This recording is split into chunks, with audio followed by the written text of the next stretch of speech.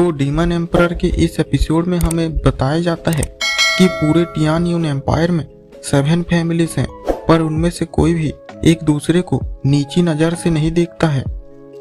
पर एक ऐसी फैमिली है जिसे सब लोग स्ट्रॉन्गेस्ट फैमिली कहते हैं, जो फैमिली हजारों सालों से दी 7 फैमिली में से सबसे टॉप पर रहती है, और उसका नाम है दी इंपीरियल गेट। और मैंने तो सुना है कि उस फैमिली की अकेली की ही ताकत सारी फैमिली से भी ज्यादा है। उस फैमिली से बाकी कोई भी फैमिली मुकाबला कर ही नहीं सकता है। और फिर एम्परर अपने मन में कहता है, मैंने सोचा तक नहीं था कि इंपीरियल गेट से भी कोई इस फेस्टिवल में आएगा, और अभी तक तो मुझे ये भी नहीं पता है कि कौन आ रहा है और कितना ज्यादा स्ट्रॉन्ग है। इसलिए अब मुझे और भी ज्यादा चौकन्ना रहना होगा, क्योंकि इस सिटी में बहुत ही ज्यादा ताकतवर लोग बढ़ते ही जा रहे हैं, और अगर ऐसा ही चलता रहा और कुछ गड़बड़ हो गई तो मेरा सारा प्लान खराब हो जाएगा। इसलिए मुझे जल्दी से कुछ करना पड़े, और मुझे वो लिक्विड जल्दी ही ले लेना होगा, वरना ये जितना ज्यादा वक्त बीतता जाएगा उतना ही ज्यादा खतरा बढ़ता चला जाएगा। और फिर सुई कहती है, सोंग्यू तुम भी हमारे साथ टावर में चलो। तो ये सुनकर एम्परर सोचता है, मुझे इसी मौके का इंतजार था। और फिर वो कहता है, क्या? तो सुई कहती है, तुम चिंता मत करो, मैं जानती हूँ कि तुम मेडिसिन किंग से डर रहे हो कि वो तुमसे बदला लेने आएगा, पर तुम्हें चिंता करने की जरूरत नहीं है, क्योंकि वो हमारे टावर में तुम्हें कुछ भी नहीं कर पाएगा।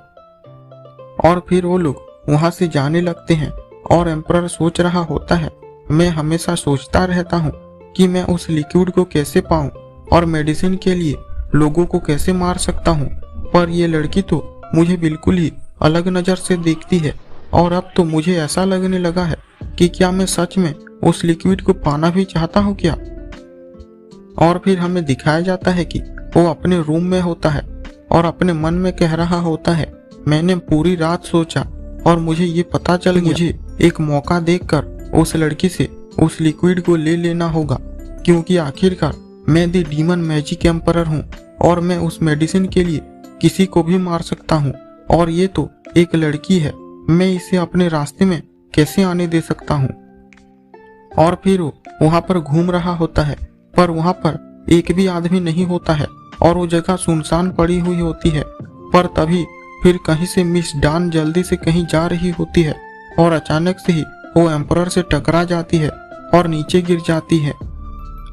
पर जैसे ही वो एम्परर को देखती है, फिर से वो शर्मा जाती है और मुड़ जाती है, और फिर एम्परर जाकर उसके कंधे पर हाथ रखता है और कहता है, तुम कहाँ जा रही हो, और आज ये जगह इतनी सुनसान क्यों है, आखिर सब लोग कहाँ चले गए। तो मिस डान बताती है कि सब लोग प्रिंस होंग पू को देखने गए हैं। तो एम्परर कहता है, तो इतनी जल्दी दी इंपीरियल गेट के लोग आ भी गए।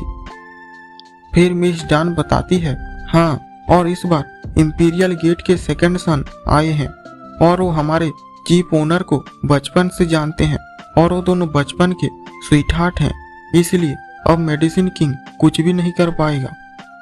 और एम्परर अपने मन में कह रहा होता है, मैंने अभी तय कर ही लिया था कि मैं ये करूंगा, पर उसी वक्त ही यहाँ पर और एक एक्सपर्ट टपक गया, और ऊपर से वो सुई का स्वीटहार्ट भी है, और वो पूरा दिन अपने प्यार भरी बातें करने के लिए साथ में ही रहेंगे, तो पता नहीं फिर मैं कैसे अपना काम कर पाऊंगा। फिर वो मिस डान का हाथ पकड़ता है और उसे ले जाते हुए बोलता है, चलो देखते हैं कि वो कैसा लड़का है। और फिर उस जगह पर पहुंचते हैं और देखते हैं कि सारे लोग जमीन पर अपना सर झुकाए हुए होते हैं, और सारे मास्टर्स अपना सर झुकाकर वहां पर खड़े हुए होते हैं, और सारे लोग वहां से सामने से आ रहे होते हैं। और ये सब देखकर एम्परर सोच रहा होता है, क्या ये लोग सच में एक एम्परर हैं जो इनके वेलकम के लिए यहाँ तक कि 7 फैमिलीज भी आई है, और क्या इनकी इतनी ज्यादा ताकत है कि 7 फैमिलीज भी इनके सामने सर झुकाकर खड़े हैं। और फिर वहां पर कुछ लोग एक पालकी उठाकर आते हैं, और उन लोगों को देखकर एम्परर सोचता है, ये जो लोग पालकी उठा रहे हैं ये भी स्काई प्रोफाउंड रेल्म के एक्सपर्ट हैं, और इन लोगों को पालकी उठाने का काम दे रखा है। और फिर सुई सामने आती है और कहती है, किंग वॉन, तुमसे कितने सालों से नहीं मिली हूँ मैं, और मुझे तो बिलीव ही नहीं हो रहा है कि तुम इतने ज्यादा ताकतवर हो गए हो, और लगता है कि अब मैं तुम्हारी ओपोनेंट नहीं रही हूँ। और फिर उस पालकी में से एक लड़का निकलता है और कहता है, तुम ये क्या बोल रही हो, तुम्हारे सामने मेरी क्या औकात है।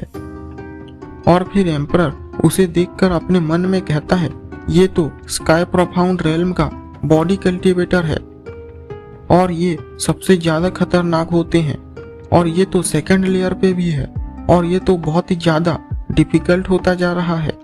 और उसे देखकर मिस डान कहती है, मुझे यकीन नहीं हो रहा है कि तुम भी घबरा रहे हो, और तुम्हें चिंता करने की जरूरत नहीं है। अब जब होंग तुम्हें सपोर्ट करने आ गया है तो मेडिसिन किंग को एंटीडोट देना ही पड़ेगा। और एम्परर अपने मन में कहता है, उस साले के बारे में सोच भी कौन रहा है। और फिर होंग सुई से कहता है, कब से तुम्हारे टावर में लड़के रहने लगे। तो सुई उसे बताती है, ये हमारे टावर का सन इन लॉ है। तो होंग कहता है, तुम्हारा टावर तो अपना सन इन लॉ ऐसे ही किसी को नहीं बना देता है, तो इसका मतलब है कि ये लड़का तो सारे मर्दों में ड्रैगन जैसा होगा, और पता नहीं मुझे ऐसा मौका कब मिलेगा। और ये सब देखकर सारे मास्टर्स बहुत ही ज्यादा गुस्सा हो रहे होते हैं। और फिर टियान और नहीं झेल पाता और वहां से जाने लग जाता है, पर तभी ही 8th एल्डर उसे जाने के लिए मना करते हैं।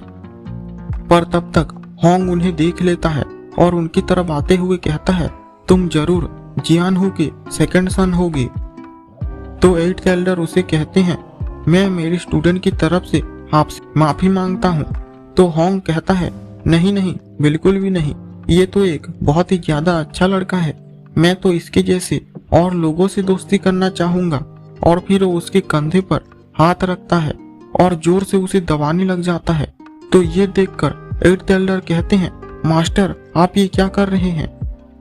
तो होंग कहता है, मुझे तुम्हारे जैसे लड़के बहुत ही ज्यादा पसंद हैं, वरना यहाँ तो चारों तरफ बहुत ही नासमझ लड़के घूम रहे हैं और मैं उन सब से थक चुका हूँ। और फिर वो वहां से चला जाता है। और फिर टियान का हाथ दर्द कर रहा होता है और फिर उसे 8th एल्डर कहते हैं, तुमने ये फिर से क्यों किया, मैंने तुम्हें बोला था ना कि इंपीरियल गेट के लोग हमसे ज्यादा ताकतवर हैं और तुम्हें उन्हें डिसरिस्पेक्ट नहीं करना चाहिए था। तो टियान कहता है, अब मुझे समझ में आया कि उस वक्त निंग को कैसा लगा होगा, और मुझे नहीं लगता था कि हमारा भी ऐसी हालत होगी, और इसके लिए उस आदमी को जरूर भुगतना पड़ेगा और वो मुझसे ज्यादा भुगतेगा। और फिर वो दोनों वहां से चले जाते हैं। और ये सब देखकर एम्परर भी बहुत ज्यादा गुस्सा हो रहा होता है और उसे देखकर मिस डान कहती है, सॉन्ग यू क्या हुआ, तुम इतना ज्यादा गुस्से में क्यों हो। तो एम्परर कहता है, कुछ नहीं, और वो जाने लगता है। पर फिर वो पूछता है, अगर तुम्हारी सिस्टर को कोई बुली करे तो तुम क्या करोगी। तो मिस डान जवाब देती है, ये डिपेंड करता है कि वो कौन कर रहा है। अगर वो कोई आम आदमी हुआ तो मैं उस पर गुस्सा करूंगी, लेकिन अगर वो कोई इंपीरियल फैमिली से हुआ तो मैं ये मास्टर को रिपोर्ट करूंगी और उन पे फैसला छोड़ दूंगी। तो फिर एम्परर कहता है, उससे क्या होने वाला है, अगर किसी ने मेरे भाई को बुली करने की हिम्मत तक की तो मैं उसके एंटायर फैमिली को मिटा दूंगा और फिर वो कभी भी सूरज की रोशनी तक नहीं देख पाएगा। और फिर हमें दिखाया जाता है कि सारे लोग एक जगह पर इकट्ठा हुए होते हैं और तभी होंग देखता है कि एक जगह खाली होती है। तो वो सबसे कहता है, ये जगह खाली क्यों है, क्या तुम लोगों ने यहाँ ज्यादा टेबल लगा दिए हैं। तो एल्डर यान उसे कहता है, सेकंड यंग मास्टर, ये सीट जियानहू मैंसन का है, पर पता नहीं उनको ऐसा क्या काम आ गया कि वो लोग इतना लेट हो गई हैं। लेकिन अगर आपको ये अच्छा नहीं लग रहा है तो हम अभी इसे हटा देते हैं। और ये सुनकर मास्टर जीव सोच रहे होते हैं, ये आग में घी क्यों डाल रहा है, और बाकी सबको भी ये दिख रहा है, पर ये अकेला ही इसको भड़काए जा रहा है। और फिर होंग कहता है, एल्डर यान सही कह रहे हैं, ये टेबल बेकार में जगह घेर रहा है, इसे अभी यहाँ से हटा दो। लेकिन फिर मास्टर जीव कहने लगते हैं, सेकंड यंग मास्टर, जियानहू मैंसन 7 फैमिली में से एक है और अगर वो लोग यहाँ पर नहीं भी आए हैं पर फिर भी हमें उनकी टेबल यहाँ रखनी चाहिए। अगर आप उनकी टेबल को हटा देंगे तो ये उनके लिए इंसल्ट है और इससे हमारा रिलेशनशिप भी खराब हो सकता है। तो एल्डर यान कहता है, अगर तुम सेटिस्फाई नहीं हो तो तुम डिससेटिस्फाइड ही रह सकते हो, पर क्या तुम एक टेबल के लिए एम्परर गेट को रोक रहे हो? क्या तुम में इतनी हिम्मत आ गई? तो मास्टर जीव चिल्लाकर उसे कहते हैं, ये हिम्मत की बात नहीं है, ये हमारे 7 फैमिली के सम्मान की बात है और हम 7 फैमिली को इतना ज्यादा डिसरिस्पेक्ट किसी को भी नहीं करना चाहिए। और फिर वहां पर 5th एल्डर भी होता है और वो कहता है, बहुत ही अच्छा पॉइंट है, पर ये तो वही आदमी बोल रहा है ना जिसकी टेरिटरी में हमारे एल्डर्स मारे गए थे। मास्टर जीव कहते हैं, अगर कोई आदमी मुझे ऑफेंड नहीं करता है तो मैं भी उसे ऑफेंड नहीं करता हूँ, और यूमिंग वैली ने तो वहां पर अपनी खुद की कब्र खोदी थी और इसमें किसी की भी गलती नहीं थी। तो 5th एल्डर चिल्लाकर बोलता है, तुम अंधे हो क्या? तुम ये क्या बोल रहे हो? लेकिन तभी एल्डर लिंग कहता है, तुम दोनों शांत हो जाओ, और ये कोई ऐसी जगह नहीं है जहां तुम लोग अपने आपस के मामले में झगड़ा करो, और अगर तुम होयू टावर की भी परवाह नहीं करती हो पर कम से कम सेकंड यंग मास्टर की थोड़ी तो रिस्पेक्ट करो। और फिर वो दोनों देखते हैं कि होंग बहुत ही ज्यादा गुस्से से उनकी तरफ देख रहा होता है और ये देखकर वो दोनों शांत हो जाते हैं। और फिर होंग कहता है, ये सही कह रहे हैं, हम आखिर एक टेबल के लिए क्यों लड़ रहे हैं, और वैसे भी ये होयू टावर है और यहाँ की मास्टर सुई है, इसलिए वही तय करेगी कि ये टेबल यहाँ रहेगा या नहीं। और फिर सुई कहती है, जियान हु मेंशन हमारी भी एक गेस्ट है, इसलिए उनकी टेबल यहाँ जरूर रहेगी। तो होंग कहता है, अब जब मास्टर ने ये बोल दिया है तब ये जरूर यहाँ पर रहेगी।